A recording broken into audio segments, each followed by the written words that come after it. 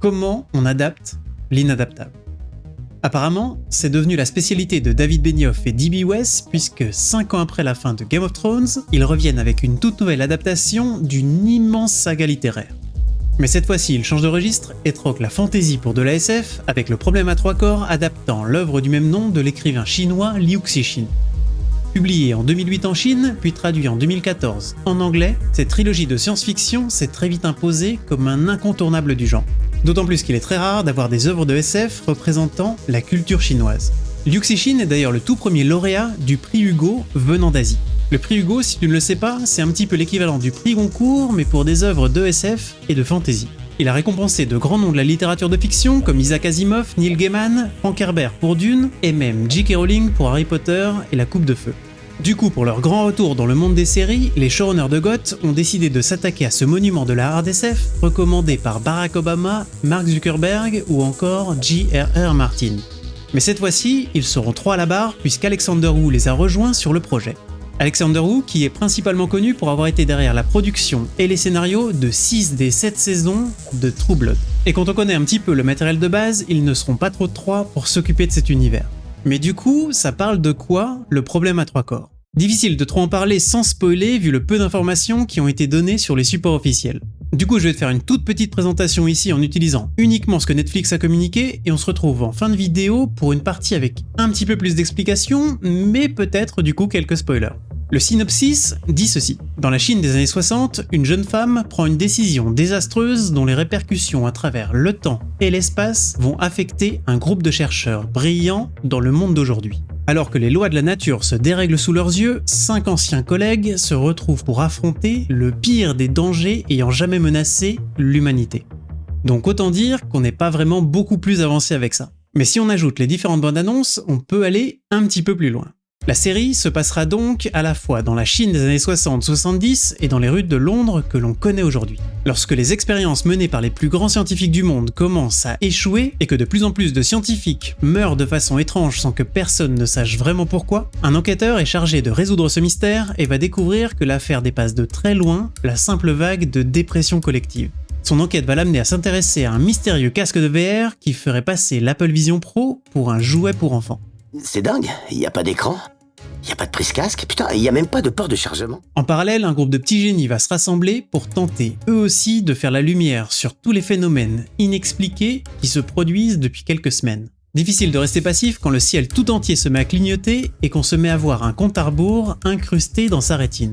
Voilà pour les grandes lignes ce que l'on devine en voyant les trailers. À cela, Netflix ajoute dans sa com, Le Problème à 3 corps est une histoire épique qui redéfinit le drame de science-fiction avec ses nombreux mystères et son histoire de connexion humaine.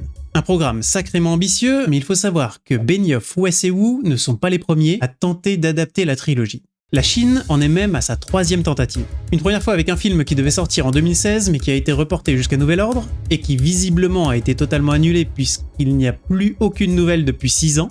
Et fin 2022, début 2023, 2 adaptations sont sorties quasi en même temps. Une série d'animation qui a choisi de s'attaquer au 2e volet de la saga La Forêt Sombre et une série en live action pour le 1er tome. Mais il me semble que les 2 séries n'ont jamais été diffusées en dehors de la Chine. Cela dit, si t'es curieux, tu peux trouver les 2 premiers épisodes sur YouTube en mandarin sous-titré anglais. Je te mets le lien en description. Du coup, visiblement, c'est pas si inadaptable que ça comme saga. Sauf qu'à chaque fois, l'adaptation a été faite en Chine pour un public chinois bien plus à l'aise avec le contexte social dans lequel s'inscrit le roman. Là où la série Netflix se démarque des autres adaptations, c'est que le programme sera loin d'être une simple transposition du livre pour le petit écran. Dès le départ, les créateurs ont pu s'entretenir avec Liu Cixin qui les a encouragés à faire des modifications pour atteindre un public plus large et adapter le récit au support télévisuel. Dans ces modifications, on va avoir des changements chronologiques, des ajustements de personnages, des extensions, des ajouts et surtout le déplacement de l'histoire actuelle au Royaume-Uni plutôt qu'en Chine pour toucher plus facilement un public mondial. D'ailleurs, voilà comment Alexander Woo parle de ces adaptations.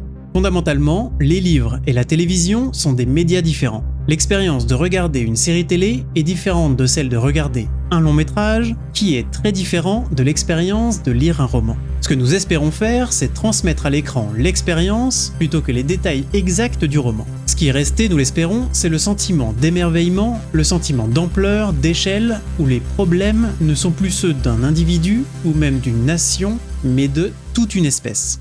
On se retrouve donc avec une création totalement différente du matériel de base. Et surtout, bien plus internationale, avec pas moins de 21 nationalités au casting.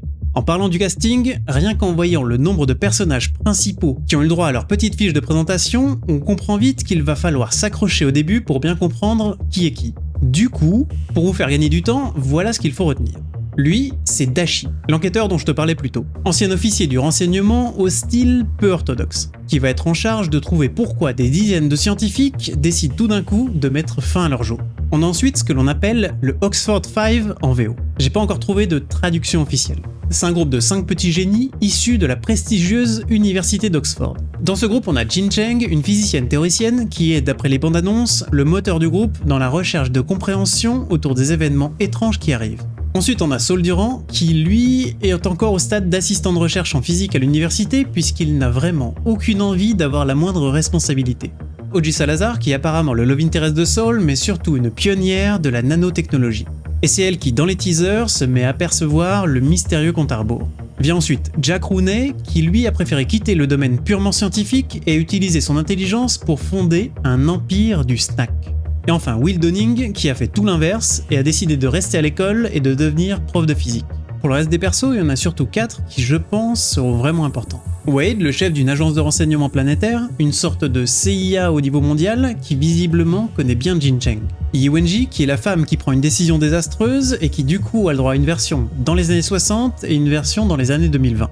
Mike Evans, qui est lié à Yi Wenji et qui va devenir le big boss d'une organisation mondiale, une sorte de leader religieux, voire carrément sectaire. Et enfin Tatiana, élevée depuis sa naissance dans l'organisation de Mike Evans, donc sans doute pas mal matrixée par l'éducation qu'elle a reçue.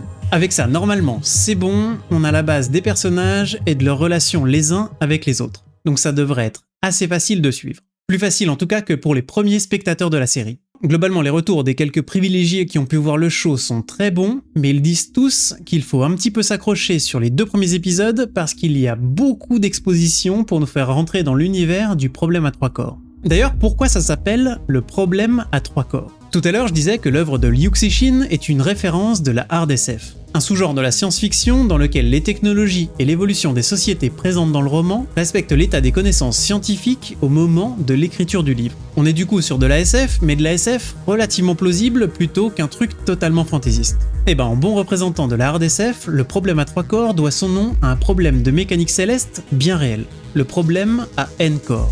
Bon, c'est un principe physique que je ne me risquerai pas à expliquer en détail, mais en gros, il a pour but de déterminer les trajectoires d'un ensemble de n corps s'attirant mutuellement. Par exemple, on peut s'en servir pour prédire le mouvement de la Lune par rapport à l'attraction de la Terre. Sauf que même si Newton a résolu le problème à 2 corps depuis le XVIIe siècle, on est encore aujourd'hui incapable de résoudre ce problème dès qu'on a 3 corps ou plus. Enfin, on arrive parfois à trouver une solution, mais on n'est pas vraiment capable de l'expliquer totalement. Donc le problème à 3 corps reste encore aujourd'hui un mystère pour la communauté scientifique. Ce qui fait écho au mystère qui plane autour des événements auxquels on va assister dans la série. Et peut-être même plus, mais je vais te laisser découvrir ça par toi-même. Mais bon, maintenant, on va rentrer un tout petit peu plus en détail dans l'intrigue qui nous attend dans le problème à 3 corps. Donc si tu restes, c'est que t'es ok pour en apprendre un petit peu plus avec peut-être quelques spoilers. Mais je te rassure, je vais essayer de limiter à vraiment l'intrigue de base. Le but, c'est pas de te raconter tout le livre. Je pourrais peut-être faire une autre vidéo après la série pour la décrypter. Si ça vous intéresse, n'hésitez pas à me le dire en commentaire. Mais bref, revenons à l'histoire. Et plus précisément à cette phrase, dans la Chine des années 60, une jeune femme prend une décision désastreuse. De quoi on parle exactement ? Bon, on a tous des mauvais jours. Un de ces moments où t'as envie de tout envoyer chier, où t'as totalement perdu foi en l'humanité et où tu te dis « allez tous mourir, j'en ai plus rien à foutre ». Et ben c'est un petit peu ça le point de départ de l'intrigue. Sauf que quand ça nous arrive à toi ou à moi, ça finit au pire sur un tweet bien salé et ça va pas vraiment beaucoup plus loin. Mais imagine que tu sois une astrophysicienne totalement dégoûtée par tes congénères et que tu travailles dans une base secrète dont le but est de rechercher des traces de vie au-delà de notre planète. Bah ton tweet devient vite une invitation lancée à tout le cosmos pour venir rééduquer l'humanité. Ou comme l'envoie Yi Wenji, venez, je vous aiderai à conquérir le monde, notre civilisation est incapable de résoudre ses propres problèmes, nous avons besoin de votre intervention. Et c'est à partir de ce message que tout va dégénérer. Il va passer les dizaines d'années suivantes à préparer l'arrivée de ces extraterrestres, convertissant au passage pas mal de personnes, comme Mike Evans, qui va d'une part amener à la création d'un véritable culte autour de ses visiteurs, et d'autre part augmenter considérablement les moyens à disposition de Yi, puisqu'elle va pouvoir profiter de l'immense richesse d'Evans. Des moyens qui pourraient peut-être permettre de diffuser un jeu vidéo par exemple. L'aspect invasion extraterrestre est tellement central dans l'œuvre que c'est assez étrange que Netflix ait fait le choix de ne pas du tout parler d'extraterrestres dans sa com. Surtout que c'est littéralement la première phrase de la 4e de couverture du livre. Ma théorie, c'est qu'ils essayent d'optimiser le public cible. La SF ne parlant pas à tout le monde, peut-être qu'ils se sont dit qu'en restant extrêmement vague avec des trucs comme « quelqu'un ou quelque chose s'en prend aux scientifiques. Ils arrivent. Tous les enfants ont peur du noir. Ça nous observe et ça nous écoute. » il y avait moyen d'aller chercher tous les fans de paranormal et de fantastique. Reste à savoir s'il ne va pas y avoir beaucoup de déçus lorsqu'ils comprendront qui sont ces mystérieux visiteurs. Bon, je vais m'arrêter là pour vous laisser découvrir le reste de l'histoire. N'hésitez pas à me faire un retour sur la série quand vous l'aurez vue. Pensez à vous abonner et on se retrouve très bientôt dans une prochaine vidéo.